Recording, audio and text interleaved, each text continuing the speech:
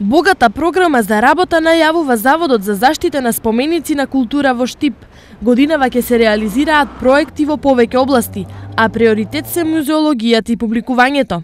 Ова година ќе работиме на подигање на квалитетот на депоата за археологија и ќе направиме ремоделирање на етнолошката поставка. Помаркантни изложби ќе бидат изложбите на акварели од познати македонски автори и изложбата на членови на Бугарското Сдружение на уметници, кои ќе се представат со 50 на дела масло на платно. Предходно, Заводот музеј имаше плодна работа и брои многу завршени проекти. Се издадени 3 публикации од областа на нумизматиката, етнологијата и историјата.